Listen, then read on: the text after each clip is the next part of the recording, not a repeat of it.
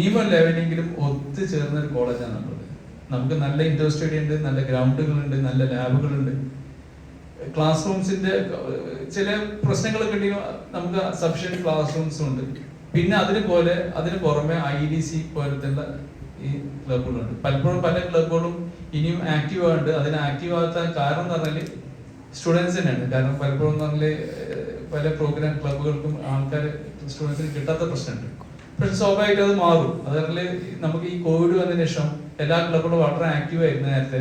പക്ഷെ കോവിഡ് വന്നതിന് ശേഷം കംപ്ലീറ്റ് 2-3 വർഷം ഒറ്റ പിന്നെ വളരെ നോൺ ഫങ്ഷണലായി മാറിയല്ലോ. അതുകൊണ്ടായിരിക്കാം ഇനി അതൊന്ന് റിവൈവ് ചെയ്താൽ കുറച്ച് ടൈം എടുക്കും.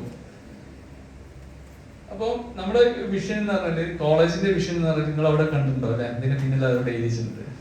അതാണ് മിഷൻ വാല്യൂസ്. അതൊക്കെ നിങ്ങൾ വായിക്കണം എന്താണെന്നുള്ളത്. എങ്ങനെയാണ് കോളേജിനെ നമ്മൾ കൊണ്ടുവരിക. കാരണം നമുക്ക് ഒരു സൊസൈറ്റിക്ക് നമ്മൾ സ്വയം മാറാതെ ആരും മാറ്റൂല അല്ലേ? അത് ഖുർആൻ അറിയുന്ന ആൾക്കാർക്ക് മനസ്സിലായിട്ടുണ്ടോ? അതല്ലേ ഒരു സമൂഹത്തിനെ അവര് സ്വയം മാറാതെ ദൈവം മാറ്റില്ല എന്ന് പറയുന്നുണ്ട്.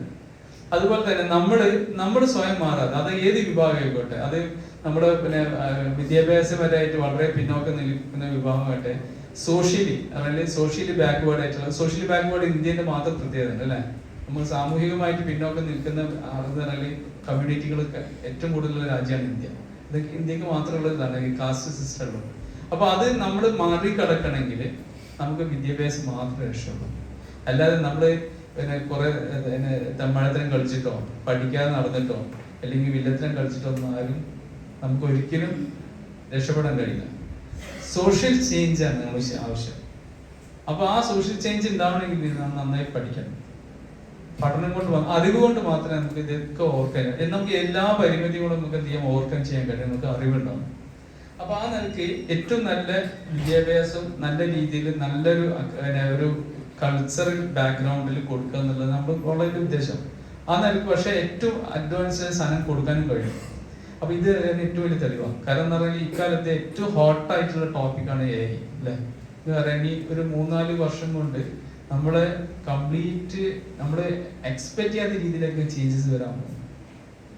നമ്മൾ എക്സ്പെക്ട് ചെയ്യാൻ കാര്യം ചേഞ്ച് നമ്മളിപ്പം കാണുന്നത്. ഇപ്പം മിനിയാൻ നിങ്ങൾ പേപ്പർ വായിച്ചോ? യൂറോപ്യൻ യൂണിയൻ ആദ്യമായിട്ട് എന്ത് ചെയ്തു? പേപ്പർ വായിക്കില്ലേ? യൂറോപ്യൻ യൂണിയൻ ആദ്യമായിട്ട് ആർട്ടിഫിഷ്യൽ ഇന്റലിജൻസിന്റെ വേണ്ടിയിട്ടുള്ള ഒരു നിയമനിർമ്മാണം നടത്തി ഡ്രാഫ്റ്റ് ചെയ്തിട്ടുണ്ട്. അതല്ലേ ആർട്ടിഫിഷ്യൽ ഇന്റലിജൻസ് അറിയില്ല, നമുക്ക് 2 രീതിയിൽ ഉപയോഗിക്കാം. ഇത് നമ്മൾ ഒരു പിന്നെ വാർ സിറ്റുവേഷനിൽ ഒരു യുദ്ധരംഗത്ത് ഉപയോഗിക്കാനത് ഭയങ്കര ശരിക്കും നമ്മള് ജനജീവിതം മൊത്തം ഇല്ലാതാക്കാൻ ഇപ്പൊ പറ്റിയെന്ന് വരും. അപ്പൊ അതിന്റെ പ്രോൺസും കോൺസും ഉണ്ട്. ഏത് ടെക്നോളജിക്കും അങ്ങനെ ഉണ്ട്. ഇപ്പൊ നമുക്ക് മൊബൈലിന്റെ കേസ് അറിയാം അല്ലെ? മൊബൈൽ ഭയങ്കര യൂസ്ഫുൾ ആണ്, ഇന്റർനെറ്റ് ഭയങ്കര യൂസ്ഫുൾ ആണ്. അതേ സമയം തന്നെ ഡാർക്ക് വെബിലൊക്കെ പോയി കഴിഞ്ഞാൽ ഇത് ഏറ്റവും അപകടകരമായ സാധനമാണ്. അപ്പൊ എല്ലാത്തിനും നല്ലൊരു ചീത്തമുണ്ട്. അപ്പൊ അതുപോലെ AI എന്നുള്ള കേസിലുണ്ട് നല്ലൊരു ചീത്തമുണ്ട്. അപ്പൊ അതിന് വേണ്ടിയിട്ടുള്ള ഒരു നിയമനിർമ്മാണം ഇപ്പൊ യൂറോപ്യൻ യൂണിയൻ നടപ്പിലാക്കിയിട്ടുണ്ട്. അപ്പൊ അതുപോലെ നമ്മുടെ ഈ ഏറ്റവും ഫ്രണ്ടിയർ ഏരിയയുള്ള സാധനം, അപ്പൊ അങ്ങനത്തെ ഏറ്റവും ഫ്രണ്ടിയർ ഏരിയയുള്ള കാര്യങ്ങളിലേക്ക് നമ്മൾ കുട്ടികളെ കൊണ്ടുവരിക എന്നുള്ളതാണ് നമ്മുടെ കോളേജ്. അതിന്റെ ഭാഗമായിട്ട് എനിക്ക് ഈ സാധനങ്ങൾ കാണുന്നത്. പിന്നെ ഒരു ഏറ്റവും വലിയ നോഷൻ റോങ് നോഷൻ എന്താ പറഞ്ഞാല് AI എന്ന് പറഞ്ഞാൽ അത് കമ്പ്യൂട്ടർ സയൻസ് ആണെന്ന് തോന്നണം. അത് തെറ്റി. AI എല്ലാവരും കോൺട്രിബ്യൂട്ട് ചെയ്യുന്നുണ്ട്, എല്ലാവർക്കും കോൺട്രിബ്യൂട്ട് ചെയ്യേണ്ടി വരും. കാരണം ഒരു പെർട്ടിക്കുലർ ആപ്ലിക്കേഷന് നിങ്ങൾ AI കോൺട്രിബ്യൂട്ട് ചെയ്യെങ്കിൽ ആ പെർട്ടിക്കുലർ ഡൊമൈനിലുള്ള ആൾക്കാർ ഉണ്ടായാലേ പറ്റുള്ളൂ. ഇപ്പം മുനീർ സാറ് ചെയ്യുന്ന വർക്ക് എന്ന് പറഞ്ഞാൽ he's doing his research in the field of tourism അല്ലേ? അപ്പൊ അവിടെ ടൂറിസത്തിന്റെ ആപ്ലിക്കബിലിറ്റി, AIന്റെ ആപ്ലിക്കബിലിറ്റി ടൂറിസത്തിൽ വരുമ്പോ ടൂറിസം ഡൊമൈനെ കുറിച്ച് നന്നായിട്ട് അറിയണം. ഇപ്പൊ ഇവിടെ ബാക്കിയുള്ള കുറെ ആൾക്കാർ ഇപ്പം ഒരു 4 പേരാണെങ്കിലും മെഡിക്കൽ സിസ്റ്റത്തിൽ റിസർച്ച് ചെയ്യുന്നുണ്ട്. മെഡിക്കൽ ക്യാൻസർ ഡിറ്റക്ഷൻ എന്ന് പറഞ്ഞിട്ട് AI ആണ്. അപ്പൊ അവിടെ മെഡിസിനെ കുറിച്ച് നന്നായിട്ട്. അപ്പൊ ഈ ഇന്റർ ഡിസിപ്ലിനറി ലേണിംഗ് എന്ന് പറയുന്നത് ഭയങ്കര ഏറ്റവും കൂടുതൽ നടക്കുന്ന ഏരിയ ആണ് AI. കാരണം ഒരു ഏരിയയിൽ നമ്മൾ AI അപ്ലൈ ചെയ്യുമ്പോൾ മനുഷ്യനെ എങ്ങനെയാണ് കൃഷിയിൽ നമ്മൾ എങ്ങനെ ബുദ്ധിപരമായിട്ട് നമ്മൾ കൃഷിയെ സമീപിക്കുന്നത്, അതേ രീതിയിൽ സിസ്റ്റം സമീപിക്കണം. അപ്പൊ ആ സിസ്റ്റത്തിന് എന്താ അറിയണം? ആ പെർട്ടിക്കുലർ ഡൊമൈൻ അഗ്രികൾച്ചർ അറിയാത്ത സാധനത്തിന് നമുക്ക് അപ്ലൈ ചെയ്യാൻ കഴിയില്ല. അപ്പൊ ഇത്രയും ഇന്റർ ഡിസിപ്ലിനറി ആയിട്ടുള്ള ഒരു ഏരിയ. അപ്പൊ അവിടെ തന്നെ നമ്മൾ മനസ്സിലാക്കി, ആദ്യം തന്നെ സാറ് പറഞ്ഞു ഏറ്റവും ആദ്യം തന്നെ ഫസ്റ്റ് ഇട്ട് ഇംഗ്ലീഷ് ഡിപ്പാർട്ട്മെന്റ് എന്ന് പറഞ്ഞു. അപ്പൊ നമുക്ക് എല്ലാവർക്കും ആവശ്യമുള്ളതാണ്. പ്രത്യേകിച്ച് ഇംഗ്ലീഷുകാർക്ക് ശരിക്കും ആലോചിക്കണം. നിങ്ങൾ പറഞ്ഞാൽ നിങ്ങൾ ടൂൾസ് പഠിച്ചിട്ടില്ല എന്നുണ്ടെങ്കിൽ ഉറപ്പാണ് നിങ്ങൾ ഔട്ടാവും, സംശയമില്ല കാര്യത്തിൽ. കാരണം ലാംഗ്വേജ് പ്രോസസ്സിംഗിലാണ് ഏറ്റവും കൂടുതൽ ഇപ്പൊ ആപ്ലിക്കേഷൻ വന്നുകൊടുക്കുന്നത്. GPT ഒക്കെ കേട്ടിട്ടുണ്ടല്ലോ. ഇംഗ്ലീഷ് അറിയുന്ന ആൾക്കാർ ആവശ്യം ഉണ്ടാവില്ല.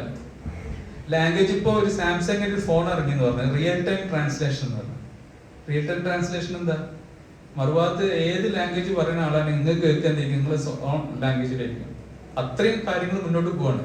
അപ്പൊ നമുക്ക് ലാംഗ്വേജ്, ഇപ്പൊ ഞാനിവിടുന്ന് മലയാളത്തിൽ സംസാരിക്കുമ്പോൾ ഇനി കുറച്ച് കഴിഞ്ഞാൽ എന്ത് ചെയ്യും, ഒരു ഇന്റലിജൻസ് സിസ്റ്റം വരും. ഞാൻ സംസാരിക്കുന്ന ഉടനെ തന്നെ റിയൽ ടൈം ട്രാൻസ്ലേറ്റ് ചെയ്തിട്ട് നിങ്ങൾക്ക് കേൾക്കാൻ ഇംഗ്ലീഷ് ആയിരിക്കും. ഇങ്ങനെയൊക്കെ വരും. അപ്പോൾ ലാംഗ്വേജ് ബാരിയർ എന്ന് ഭയങ്കര മാറി. അപ്പൊ നിങ്ങൾ ഇംഗ്ലീഷിനെ പോലത്തെ ആൾക്കാർ എത്രത്തോളം ഇതിൽ നിങ്ങൾ ഈ ടൂളായിട്ട് നിങ്ങൾ ഉപയോഗിക്കുന്നു അത്രത്തോളം നിങ്ങൾ സ്കോപ്പ് ഉണ്ട്. അപ്പൊ നിങ്ങൾക്ക് ജോലി നഷ്ടപ്പെടില്ല ചെയ്യുന്നത്. ജോലിയിലെ കേസിൽ എന്ന് പറഞ്ഞാൽ ആർക്കൊക്കെ ഈ തരത്തിലുള്ള AI ടൂൾസ് അല്ലെങ്കിൽ ഈ തരത്തിലുള്ള മെഷീൻ ലേണിംഗ് അല്ലെങ്കിൽ അങ്ങനത്തെ കാര്യങ്ങളൊക്കെ അറിയുന്നോ അവർക്ക് എപ്പോഴും അപ്പർ ഹാൻഡ് കിട്ടും. അവർക്ക് വേഗം ജോലി കിട്ടും, മറ്റൊക്കെ ജോലി കിട്ടില്ല. അതായിരിക്കും ഉണ്ടാവും. അപ്പൊ എല്ലാവരും ഇതിനൊരു അങ്ങനെ ടെക്നോളജി ബാക്ക്ഗ്രൗണ്ട് അതിന്റെ പ്രശ്നമില്ല. അപ്പൊ എല്ലാവരും ഇത് ഉപയോഗിക്കണം എന്നല്ല എനിക്ക് പറയാനുള്ളത്. പിന്നെ നിങ്ങൾക്ക് അറിയാം, ഇപ്പൊ കേരള ഗവൺമെന്റ് ഇപ്പൊ നേരത്തെ ഇപ്പൊ ഒരു വലിയൊരു ക്യാമ്പയിൻ നടക്കുന്നുണ്ട്. നിങ്ങള് നോളജ് സൊസൈറ്റി എന്ന് കേട്ടിട്ടുണ്ടോ? കേട്ടിട്ടുണ്ടോ? കേരള നോളജ് മിഷൻ എന്ന് പറഞ്ഞിട്ട് ഒരു ഡിപ്പാർട്ട്മെന്റ് ഉണ്ട് കേരള ഗവൺമെന്റ്. അത് നമ്മുടെ IDC റിലേറ്റഡ് ആണ് ഇതൊക്കെ. Kerala knowledge economy mission, KKEM എന്നിട്ട്. ഇതെന്താ പറഞ്ഞാല് യുനെസ്കോ കിട്ടുന്നുണ്ടല്ലേ, യുഎന്നിന്റെ എന്താണ് യുഎന്നിന്റെ എഡ്യൂക്കേഷൻ യുണൈറ്റഡ് നേഷൻസിന് അതൊക്കെ അറിയേണ്ട കാര്യങ്ങളാട്ടോ. അത് വളരെ നിങ്ങൾ AI മാത്രം കുറച്ച് ജനറൽ നോളജിന് ആവശ്യമില്ല. യുനെസ്കോന്റെ എഡ്യൂക്കേഷൻ അറിയുന്ന കൾച്ചറൽ ഇതിനൊക്കെ ബന്ധപ്പെട്ടുള്ള ഒരു വിങ് ആണ് യുനെസ്കോ. ഈ യുനെസ്കോ ആണ് ലോകത്തെ രാജ്യങ്ങളിലൊക്കെ എഡ്യൂക്കേഷനൊക്കെ കാര്യങ്ങളൊക്കെ മാനേജ് ചെയ്യുന്നത്, കൾച്ചറൽ എക്സ്ചേഞ്ചുകൾ നടത്തുന്നത്, ഇങ്ങനത്തെ ഇഷ്യൂസ് ഒക്കെ ഉണ്ടാകുമ്പോൾ അതിൽ ഇടപെടുന്നൊക്കെ. അപ്പൊ അവര് ഒരു ഇതുണ്ട്, നോളജ് സൊസൈറ്റി എന്നുള്ള അവര് ഒരു മോട്ടോ ഉണ്ട്.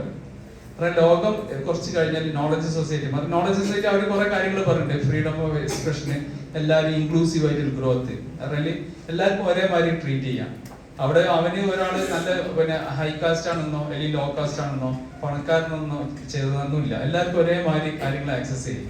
ഈ രീതിയിലുള്ള ഒരു കൺസെപ്റ്റ് ആണ്.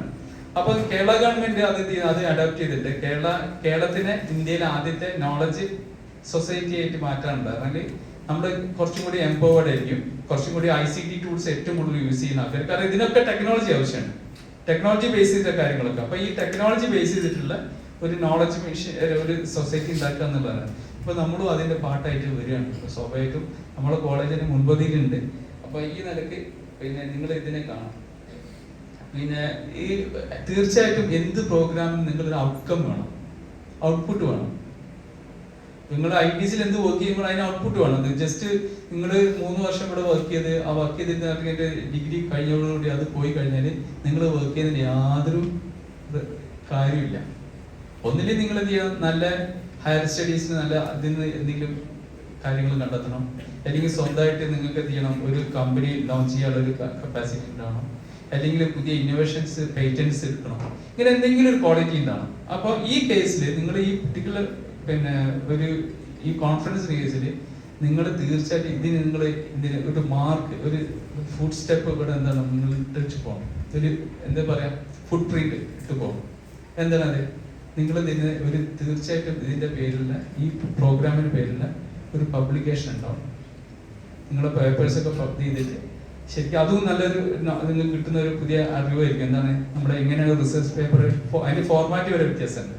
അപ്പോൾ ആ പെർട്ടിക്കുലർ ഫോർമാറ്റിലാക്കി നിങ്ങൾക്കൊക്കെ കുറച്ചുകൂടി അത് എഡിറ്റ് ചെയ്ത് ചില ലാംഗ്വേജൊക്കെ കുറച്ച് മാറ്റം ഉണ്ടാവും. ആ ലാംഗ്വേജൊക്കെ മാറ്റിയിട്ട് എല്ലാവരും 20 പേപ്പേഴ്സുള്ള നല്ലൊരു പബ്ലിക്കേഷന് IDC കീഴിൽ പുറത്തിറങ്ങണം.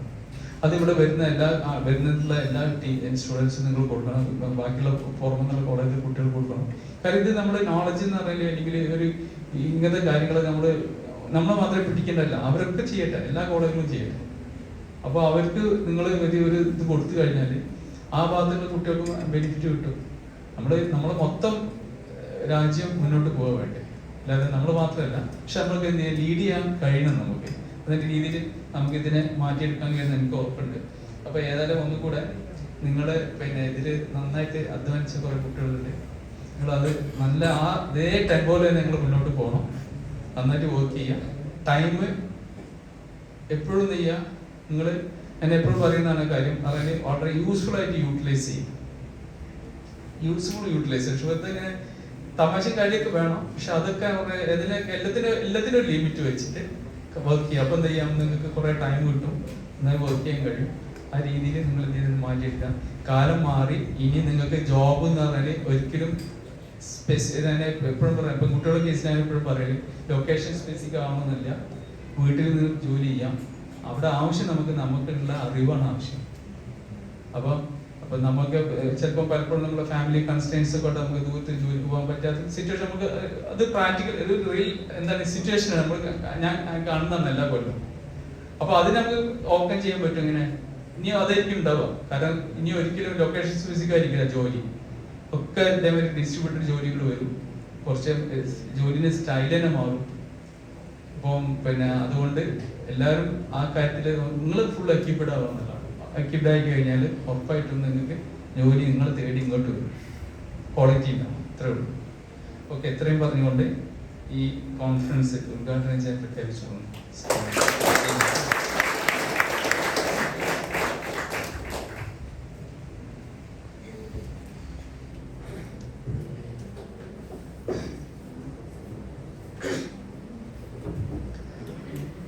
Honorable guests, esteemed faculty members, respected principal, nodal officer, and distinguished participants. A very good morning to all of you present here. It is indeed a privilege and honor to stand before you and express my heartfelt gratitude and immense pleasure for your presence at the inauguration of our AI conference. Firstly, I extend my sincere thanks to our nodal officer, Mr. Munir VK, whose untiring efforts and dedication have been instrumental in organizing this event. His commitment to fostering innovation and entrepreneurship has paved way for today's insightful discussions. A special word of thanks to our principal, Dr. Muhammad Ilyas, for his visionary leadership and constant support in all our endeavors. Your guidance has been a beacon steering us towards our excellence. A heartfelt appreciation to Dr. Mustafa Farooq, our Vice Principal, and Dr. Jabir Ramani, our IQAC Coordinator. Despite their absence, always adds immense value to our academic pursuits. As we move on to the upcoming sessions, we are honored to have Dr. Muhammad Bashir KP, the Research Nodal Officer, delivering the keynote address.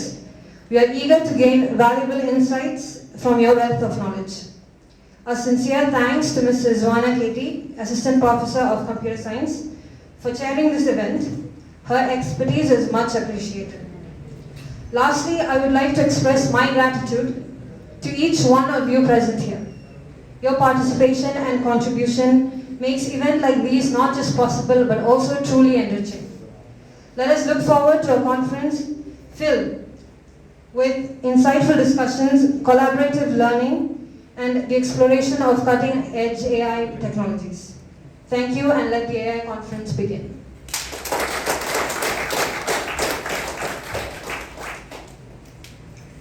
Okay, നമ്മുടെ ഈ technical സെഷനിലേക്കാണ് പോകുന്നത്. So നമുക്ക് രണ്ട് technical സെഷനാണ് നമ്മൾ arrange ചെയ്തിട്ടുള്ളത്. ഇന്ന് session 1, അത് അതിലേക്കുള്ള ആളുകളെ ഇതിൻ്റെ കോൺഫറൻസ് കോർഡിനേറ്റർ ആയിട്ടുള്ള റാഷിദ കോർഡിനേറ്റ് ചെയ്യും. ആരൊക്കെയുള്ളത് അവർ അറിയിച്ചിട്ടുണ്ട്, വിഷയങ്ങളും ടൈമുകളും കൊടുത്തിട്ടുണ്ട്. അതിൽ നമുക്ക് ഷെയർ ചെയ്യുന്നത് നമ്മുടെ റിസർച്ച് നോഡൽ ഓഫീസറായിട്ടുള്ള കീനോട് പറയുന്നത് നോഡൽ ഓഫീസറായിട്ടുള്ള ബഷീർ സാറാണ്. ഷെയർ ചെയ്യുന്നത് റിസ്വാന മിസ് ആണ്. നാളെ നടക്കാൻ പോകുന്ന സെഷൻ 2 നമുക്ക് കീനോട്ട് പറയാൻ പോകുന്നത് റൈസിൽ ഇൻക്യുബേറ്റ് ചെയ്തിട്ടുള്ള IEDCയിലെ ഇവിടെ പിന്നെ ഒരു കമ്പനി സെറ്റപ്പ് ചെയ്തിട്ടുള്ള ഹാസിൻ മഹസൂലാണ്. അതായത് ആ സെഷൻ ചെയർ ചെയ്യുന്നത് ഈ പ്രോഗ്രാമിന്റെ കോർഡിനേറ്റർ ആയിട്ടുള്ള റാഷിദാണ്. സോ ഇങ്ങനെയാണ് നമ്മൾ കോൺഫറൻസ് നടത്തുന്നത്. അതിന് ചെയറും കീനോട്ട് അഡ്രസ്സും ഒക്കെ ഉണ്ടാവും. ഇതിൽ സാറ് പറഞ്ഞതിൽ ഒരു കാര്യം കൂടി ആഡ് ചെയ്യണം. നമ്മൾ കുറെ വർഷങ്ങളായിട്ട് ഇത്തരം പ്രോഗ്രാമുകൾ നമ്മുടെ ക്യാമ്പസിൽ സംഘടിപ്പിക്കുന്നതോടുകൂടി ഇതിന്റെ ഒരു ഇമ്പാക്ട് യഥാർത്ഥത്തിൽ നമ്മളിങ്ങനെ കണ്ടു തുടങ്ങിയിട്ടുണ്ട്. കുട്ടികൾക്കിടയിൽ തന്നെ നമ്മുടെ കഴിഞ്ഞ എലിവേറ്റ് പ്രോഗ്രാമിൽ നമ്മൾ കുറെ ആളുകളെ ഇതിലൂടെ ക്യാമ്പസിൽ നിന്നും വളർന്നു വന്ന കുറെ ആളുകളെ നമ്മൾ അപ്രീഷിയേറ്റ് ചെയ്യുന്നുണ്ടായി. അതേപോലെ തന്നെ ഇപ്പം നിലവിൽ നമ്മുടെ ക്യാമ്പസിൽ കമ്പനികൾ അല്ലെങ്കിൽ ചെറിയ സ്റ്റാർട്ടപ്പുകൾ തുടങ്ങിയിട്ടുള്ള ഏതാനും ചില കുട്ടികൾ സെക്കൻഡ് ഇയറിലും തേർഡ് ഇയറിലൊക്കെ ഉണ്ട്. നമുക്ക് വളരെ ഹോപ്പ്ഫുള്ളി നമ്മളിപ്പോൾ കണ്ടിട്ടുള്ളത് ഫസ്റ്റ് ഇയർ ഇറ്റ്സെൽഫ് ഫസ്റ്റ് ഇയറിൽ ഫിസിക്സിൽ നിന്നും ഫസ്റ്റ് ഇയർ മാത്സിൽ നിന്നൊക്കെ നമുക്ക് ചില സ്റ്റാർട്ടപ്പിന്റെ തുടക്കങ്ങൾ കാണുന്നു എന്നുള്ളത് വളരെ ആശാവഹമായിട്ടുള്ള കാര്യമാണ്. ആ ഒരു മൊമെന്റം അത്തരം ഡിസ്കഷൻസ് നിങ്ങളുടെ ഇടയിൽ നിന്നും വളർന്നു വരട്ടെ എല്ലാ ആളുകളിലും. അത് വെദർ ഇറ്റ് ഈസ് നിങ്ങളത് എന്താവുമെന്നൊന്നും അറിയില്ല, പക്ഷെ യു ജസ്റ്റ് സ്റ്റാർട്ട്. അങ്ങനെ ആ രൂപത്തിലുള്ള ചർച്ചകൾ വരുന്നു എന്നുള്ളത് യഥാർത്ഥത്തിൽ നിങ്ങൾ ചെയ്യുന്ന എഫേർട്ടിന്റെ റിസൾട്ടാണ്. കൂടുതൽ പിന്നെ ഇത്തരം കാര്യങ്ങളുമായി നിങ്ങൾ മുമ്പോട്ട് പോകാൻ നിങ്ങൾ കഴിയട്ടെ. സോ നമ്മുടെ ഇംഗ്ലീഷ് ഡിപ്പാർട്ട്മെന്റിലെ ജോഹർ സാർ ഇവിടെ വന്നിട്ടുണ്ട്. നമ്മുടെ ഓൾവേസ് നമ്മുടെ ഒരു സപ്പോർട്ടിംഗ് ആയിട്ടുള്ള സാറിനെ രണ്ടു വാക്ക് സംസാരിക്കുന്നതിന് വേണ്ടി ക്ഷണിക്കും.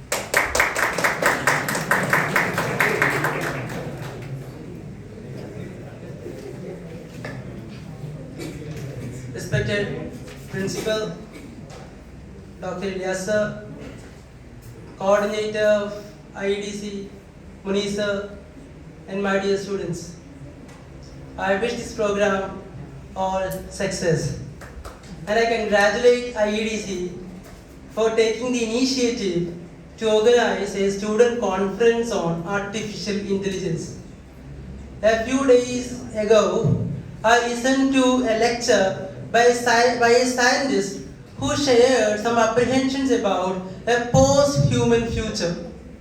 Maybe within the next couple of decades, most of the jobs that we are familiar with might disappear. At present, some of your relatives might be working as doctors. Some of your cousins may be advocates. Some of your uncles might be drivers. And some of us work as teachers.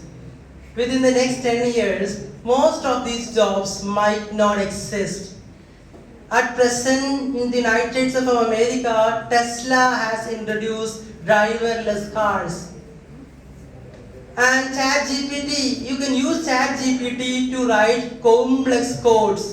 So we might not need programmers in the next decade. By the time ChatGPT might have improved tremendously.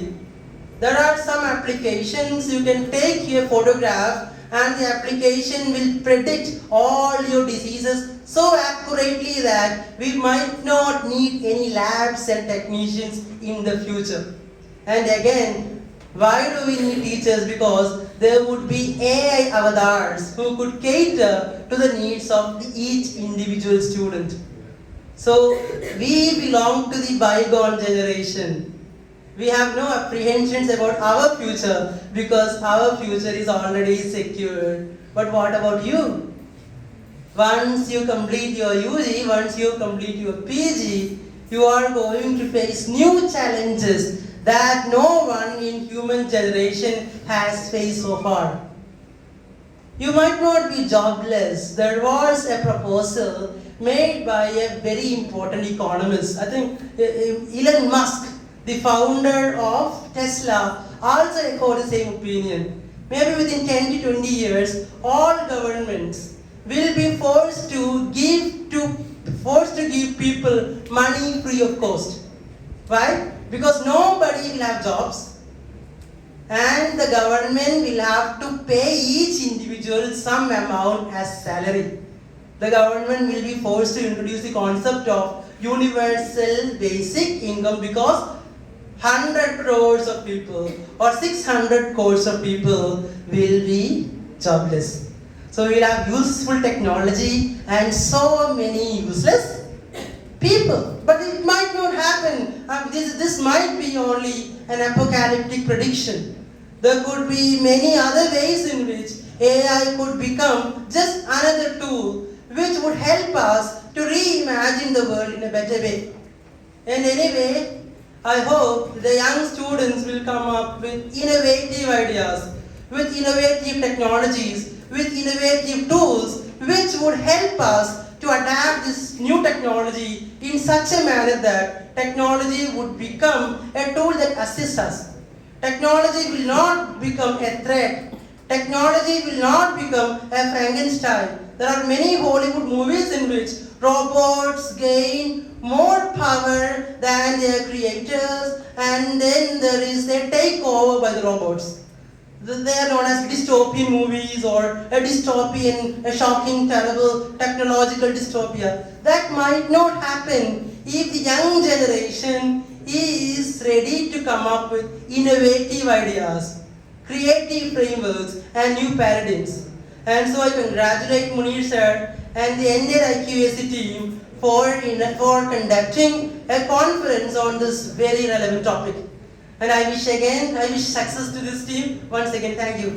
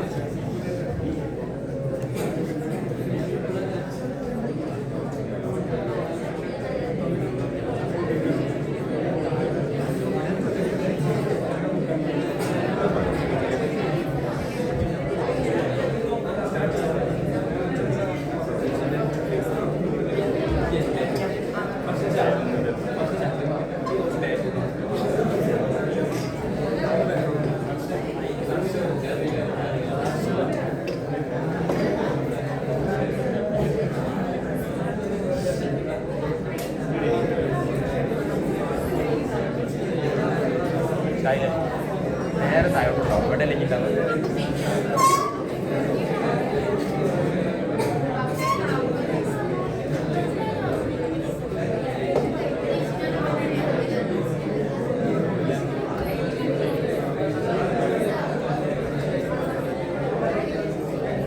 സ്റ്റോപ്പാക്കിയില്ല camera സ്റ്റോപ്പാക്കിയില്ല സ്റ്റോപ്പാക്കണം ഇപ്പം